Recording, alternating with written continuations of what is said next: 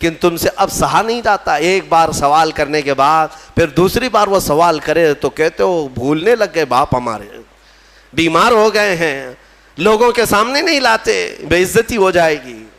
اے میرے عزیزو, جس رسول نے فرمایا تمہاری جنت ان کے قدموں میں ہے, ہاں ماں کے قدموں میں جنت ہے اور باپ جنت کا دروازہ ہے. میرے عزیزو, اس کے بعد اسی پارے میں جلدی جلدی عرض کر دیتا ہوں, اللہ تبارک و تعالیٰ نے بہت ہی اہم باتیں بیان فرمائی. فرماتا ہے وَقَضَىٰ رَبُّكَ أَلَّا تَعْبُدُوا إِلَّا إِيَّاهُ وَبِالْوَالِدَيْنِ إِحْسَانًا. تمہارے رب نے یہ فیصلہ فرما دیا کہ اللہ کے سوا تم کسی کی عبادت نہیں کرو گے اور اپنے ماں باپ کے ساتھ اچھا سلوک کرو گے. رب کے بعد اچھا سلوک کرنے کا حکم اللہ نے ماں باپ کے ساتھ کیا.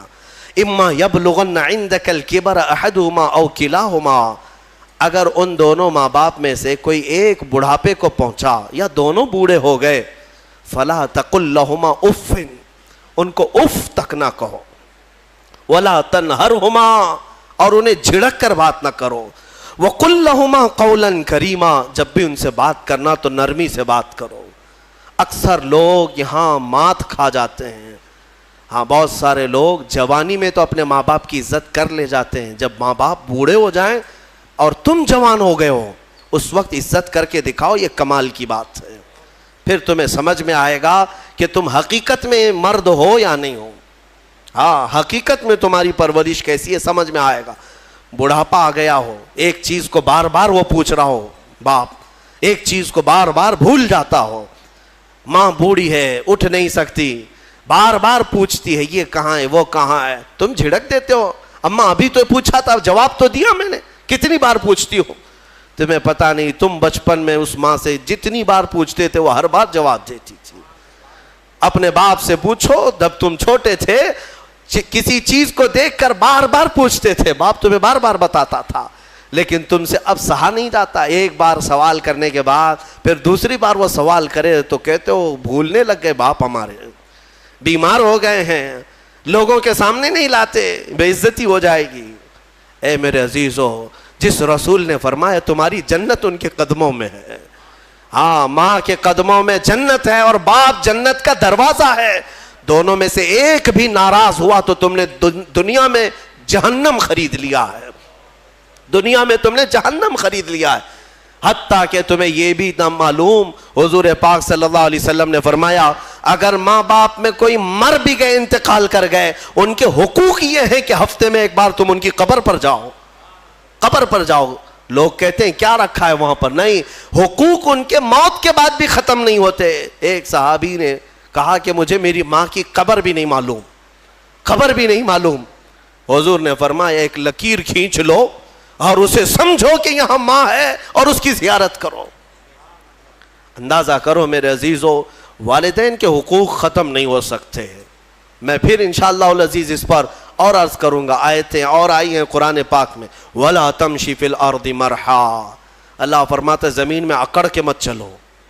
اِنَّكَ لَن تَخْرِقَ الْأَرْضَ وَلَن تَبْلُغَ الْجِبَالَ طُولًا, تمہارے اکڑنے سے نہ زمین پھٹے گی نہ تم پہاڑوں سے بلند ہو سکتے ہو. دیکھو ان پہاڑوں کی طرف کتنے بلند ہیں, تم ان کے سامنے بہت بونے ہو, بہت ناٹے ہو. اس زمین کو دیکھو اس کی سختیاں کیسی ہیں, تمہارے اکڑنے کے لیے تمہارے پاس ہے کیا؟ تم ایک نطفے سے پیدا ہوئے, ایک ٹھوکر میں تم لنگڑے ہو سکتے ہو, لولے ہو سکتے ہو, تمہارے پاس کیا ہے؟ مولا علی کرم اللہ وجہہ الکریم کے پاس ایک شخص آیا اور کہا کہ حضور انسان کی بساط کتنی ہے, انسان کی طاقت کتنی ہے؟ تو انہوں نے فرمایا کہ کھڑے ہو جاؤ سامنے. کہا ایک ٹانگ اٹھاؤ, ایک پیر اٹھایا, وہ ایک پیر اٹھا کر کھڑا تھا تو حضرت علی نے کہا دوسرا بھی اٹھا لو. کہا کہ حضور دوسرا کیسے اٹھائیں, اوندھے منہ گر جاؤں گا. کہا بس تیری بساط اتنی ہی ہے, اتنی ہی ہے طاقت کہ اگر دوسرا بھی اٹھاؤ گے تو اوندھے منہ گر جاؤ گے. ہمارے پاس میرے عزیزو اتنی چیزیں نہیں ہیں کہ ہم پوری دنیا میں ادھر سے ادھر نظام کو بدل سکیں. غرور اور گھمنڈ جب آتا ہے انسان کو, اللہ ڈھیل دیتا ہے. ہاں کچھ انسان ایسے ہیں جو زمینوں کے زمین فتح کر لیتے ہیں, مال بھی لے لیتے ہیں, حکومت بھی قائم کر لیتے ہیں, لیکن یہ صرف اور صرف رب کی ڈھیل کی وجہ سے. اور قرآن میں مولا فرماتا ہے ان کی طاقت ایسی ہے ان انسانوں کی کہ اگر ایک مکھی مر جائے تو اسے زندہ نہیں کر سکے گا. یہ ایک مچھر مر جائے تو تم اسے زندہ نہیں کر سکو گے. تم کتنے کمزور ہو تمہیں پتہ بھی نہیں ہے. ہاں تمہاری دھڑکنیں جس دن رک گئی تمہارے کروڑوں کی دولت لگا کر کے بھی تم سانسوں کو دوبارہ نہیں لا سکتے. میں نے ایک بڑی ہی عجیب و غریب بات پڑھی تھی. یہ کوریا کا غالباً ایک بہت بڑا امیر جس کی کمپنی ہے, مشہور موبائل کی کمپنی, دنیا میں سب سے زیادہ بکنے والے موبائل کی کمپنی کا مالک, جس کا حال یہ تھا کہ وہ جب چاہتا حکومتوں کو بدل دیتا تھا, اپنے ملک کی حکومت کو بدل دیتا, کبھی پریزیڈنٹ کو کبھی پرائم منسٹر کو ختم کر دیتا. اتنا پیسے کا مالک تھا. یہ ابھی زیادہ دن کی بات نہیں, 2012-13 کی بات ہے. اچانک اس شخص کو ایک بیماری لاحق ہوئی, بستر پر گر گیا, کوما میں چلا گیا, اور اس کا بیٹا موجود ہے, اور اس نے دنیا کے مہنگے ترین ڈاکٹروں کو بلایا, اور پر ڈے 100 کروڑ کا خرچ بھی اگر لگے اپنے باپ کو بولنے کے قابل بنا دے اور روٹی کھانے کے قابل بنا دے. 100 کروڑ پر ڈے خرچ کر کے بھی کوئی ایک ڈاکٹر نہ اسے بولنے کے قابل بنایا, نہ بات کرنے کے قابل, نہ روٹی کا ایک لقمہ کھانے کے قابل.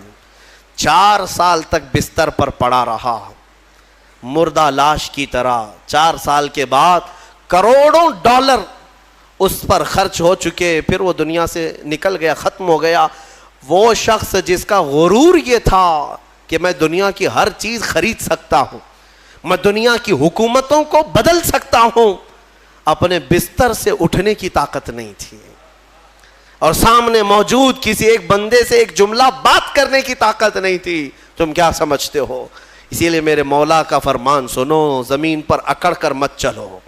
آج یہ کفار و مشرکین جتنا ہماری زمین پر اکڑ رہے ہیں, ایک دن پکڑ آنے والی ہے, آئے گی پکڑ. ظالم اگر یہ سمجھتے ہیں کہ ان کے کاموں سے کوئی بے خبر ہے, سب کوئی نہیں دیکھ رہا ہے, اللہ رب العزت ہر کام سے باخبر ہے, دیکھ رہا ہے. تم ظلم کی انتہا کرتے جاؤ. غرور اور گھمنڈ آج نشہ کس کا؟ حکومت کا, تخت کا. ارے یہ تخت فرعون کے پاس بھی آیا, قارون, حامان, شداد, یہ اتنے بڑے بڑے لوگ ہیں دنیا کے جن کے پاس آدھی سے زیادہ دنیا موجود تھی. تمہارے پاس ابھی کچھ بھی نہیں ہے, تمہارے پاس ابھی کچھ بھی نہیں. ان لوگوں کے پاس اتنا سونا تھا کہ وہ جنتیں بنانے پر لگ گئے تھے دنیا میں. ایک اینٹ سونے کی, ایک اینٹ چاندی کی رکھ کر کے محلات بنا رہے تھے. تمہارے پاس ابھی کچھ نہیں آیا, اور رب ذوالجلال نے ان ظالموں کو مچھروں سے, پانیوں سے, ہواؤں سے ہلاک کیا ہے. اور آج یہ آتنک مچانے والے یہ سمجھتے ہیں کہ ہم جہاں چاہیں آگ لگا دیں گے, ہم جتنوں کو چاہیں گے مار دیں گے. تم اپنے ظلم کے کاموں کو جاری رکھو, انشاءاللہ العزیز وہ دن یاد رکھنا کہ ہمارے بزرگوں نے فرمایا کہ اگر تم فرعون ہو تو موسیٰ بھی ضرور آئے گا. اگر تم نمرود ہو تو مچھر بھی تمہاری ہلاکت کے لیے آئے گا. اللہ رب العزت غرور کرنے والوں کو دنیا میں بھی سزا دیتا ہے, اور آخرت کے متعلق حکم ہے کہ ان کو چونٹیوں کی طرح بنایا جائے گا, چونٹیوں کی طرح. اور حکم ہوگا کہ اے اہل محشر, ان کو روندو اپنے پاؤں سے, روندو اپنے پاؤں سے. جو گھمنڈ کرتے تھے دنیا میں, غرور کرتے تھے, اور انہیں پاؤں سے لوگ روند رہے ہوں گے, وہ چھوٹی چھوٹے ہو چکے ہوں گے. اور رب تبارک و تعالیٰ ان سے فرمائے گا یہ وہ لوگ ہیں دنیا میں جو اکڑتے تھے, گھمنڈ کرتے تھے, غرور کرتے تھے, اور انہیں ایسا لگتا تھا کہ ساری طاقت ان کے پاس ہے. میرے عزیزو, آپ سے بھی میں یہی کہوں گا, عاجزی اختیار کرو. تواضع انکساری اچھی چیز ہے, اور کیسے پتہ چلے, بڑھ کر کے سلام کیا کرو, چاہے چھوٹا ہو بڑا ہو. تمہارے دل میں کبر نہ آئے, غرور نہ آئے. ہر ایک کو اہمیت دیا کرو, اچھا کپڑے پہننے والا ہو کہ تنگ کپڑے پہننے والا ہو, غریب ہو کہ امیر ہو, فقیر ہو کہ غنی ہو, آپ اسے سلام میں پہل کریں, اسے مصافحہ کریں. حضرت ابو بکر صدیق رضی اللہ تعالیٰ عنہ کا حال یہ تھا کہ کوڑ کی بیماری والا، کوڑ کی بیماری جس سے لوگ بھاگتے ہیں، وہ بھی اگر آتا تو حضرت ابو بکر صدیق دسترخوان پہ اپنے بغل میں بٹھاتے تھے اور اپنے برتن سے کھلاتے تھے۔ یہ نہیں ہے، حالانکہ حدیث پاک میں بچنے کا حکم دیا گیا ہے، لیکن صرف اور صرف تواضع انکساری کے طور پر۔ تواضع اور انکساری انسان کو بلند بناتی ہے، اسی لیے حکیموں نے کہا ہے جس شاخ میں پھل ہوتے ہیں وہ جھکی رہتی ہے، پھل ہوں تو ٹہنی جھکی رہتی ہے، اور جس شاخ میں پھل نہیں ہے تو اکڑی رہتی ہے، تنی رہتی ہے۔ اگر تمہارے اندر اخلاق اچھے ہیں تو جھکے رہو گے، اور اخلاق نہیں ہے تو اکڑے رہو گے۔ غرور و تکبر بغیر اخلاق والوں کے آتے ہیں۔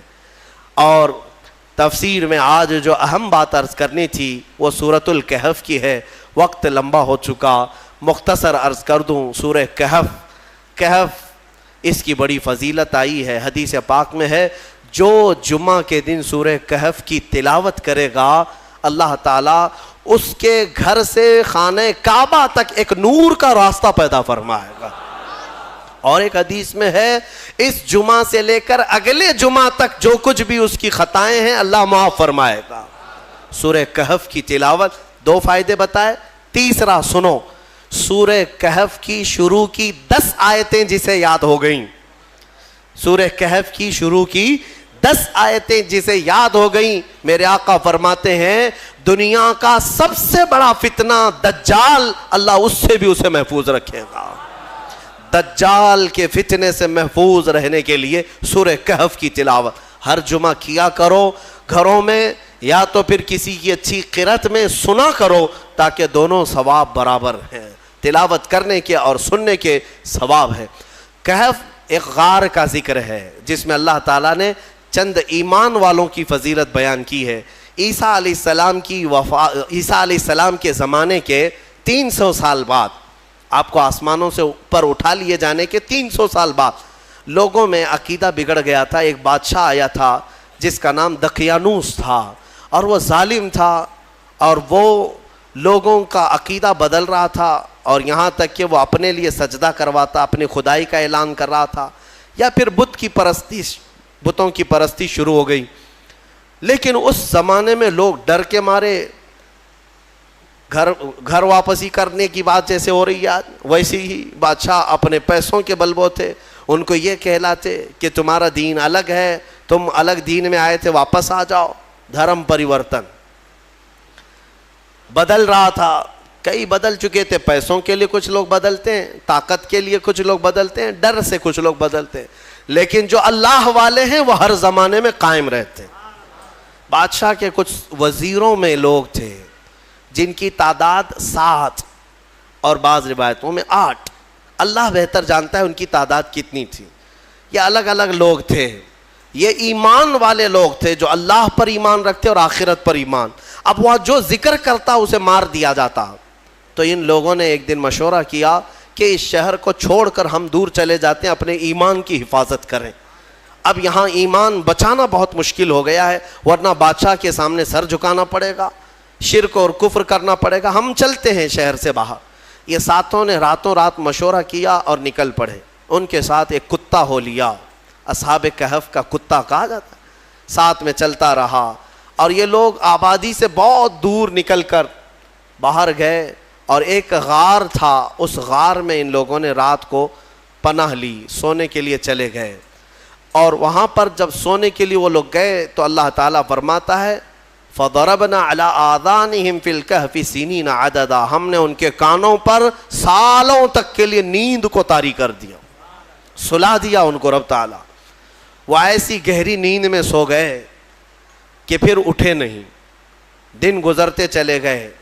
بادشاہ کو کسی نے خبر کر دی کہ تیرے دربار کے یہ وزیر بھاگے ہیں۔ بادشاہ نے ڈھونڈنے کا حکم دیا، اور ڈھونڈتے ڈھونڈتے ان کے پیروں کے نشان سے وہاں غار تک لوگ پہنچ گئے۔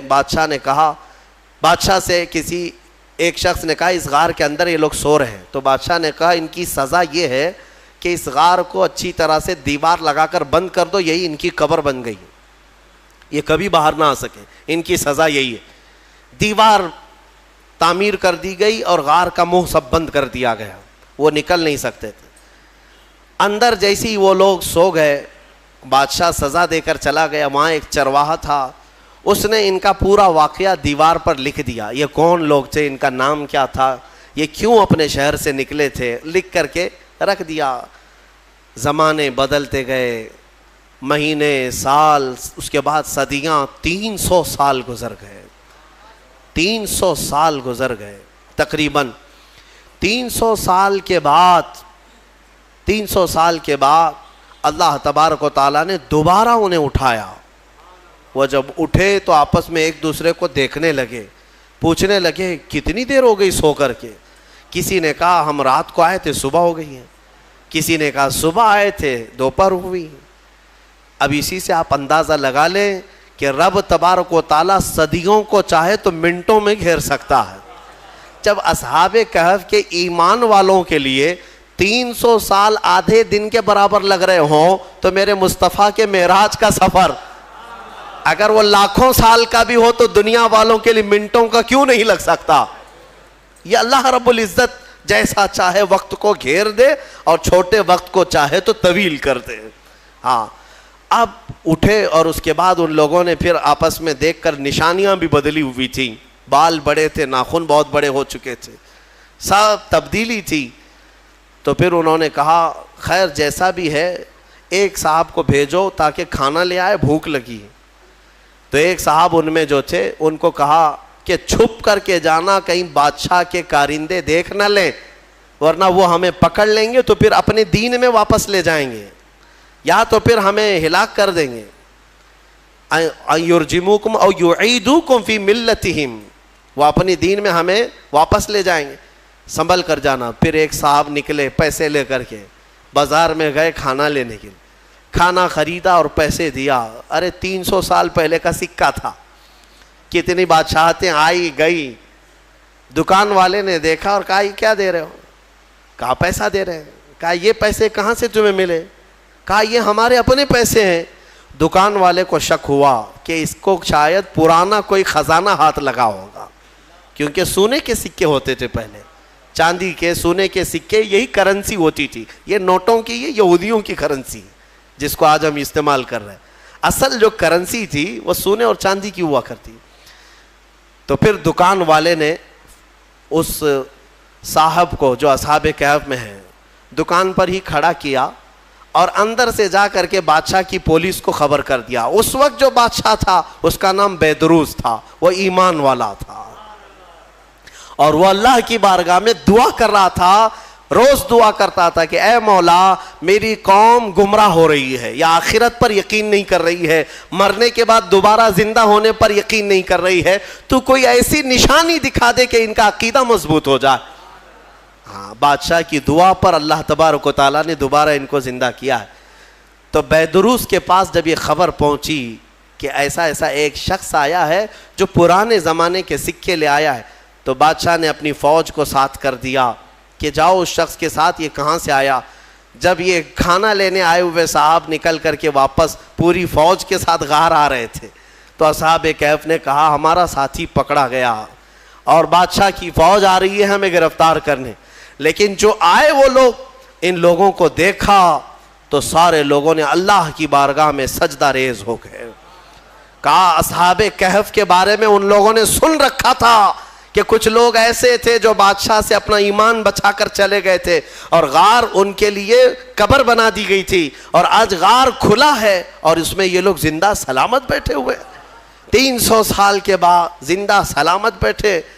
تو بادشاہ نے اپنی پوری قوم کو بلایا اور کہا کہ دیکھو وہ رب قدیر 300 سال کے بعد جب کسی کو بیدار کر سکتا ہے تو ہر انسان کو موت کے بعد دوبارہ زندہ ضرور فرمائے گا.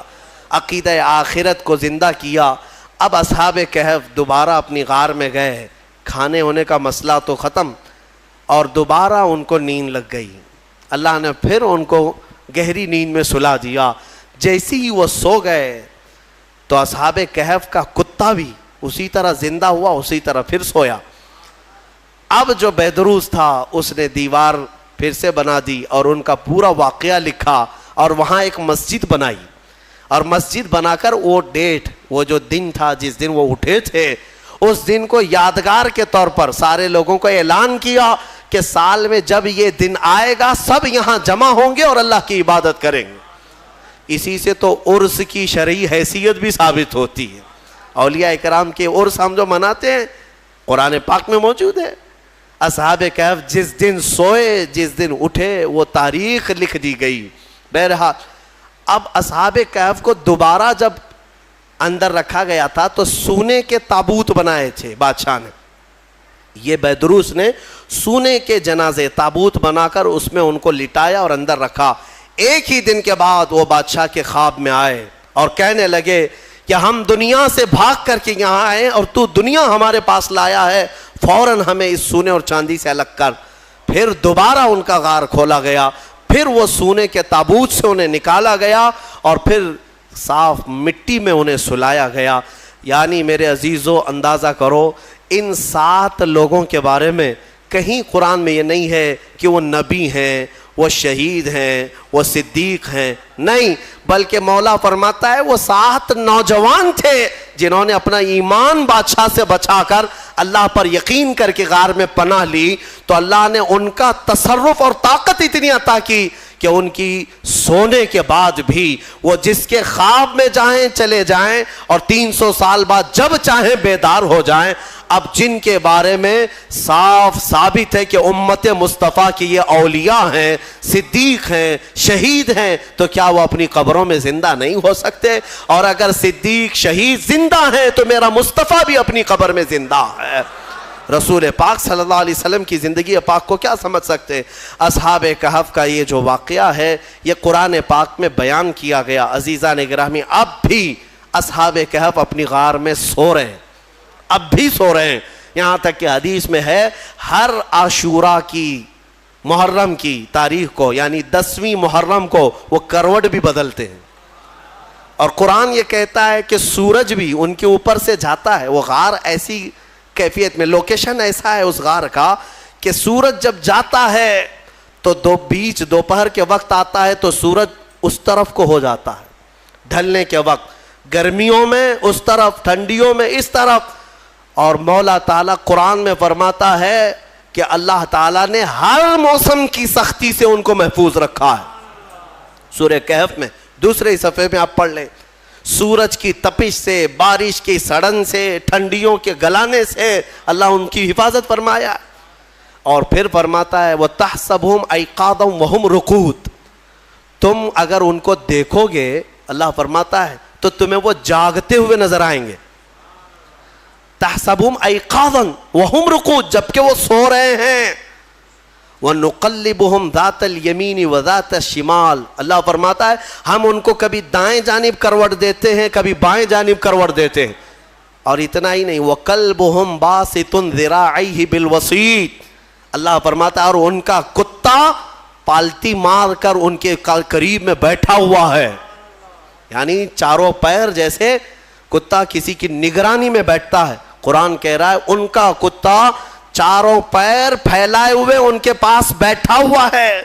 کتے کے بارے میں قرآن میں آیا جس کا نام بھی قطمیر, وہ کتا ابھی بھی بیٹھا ہوا ہے غار میں.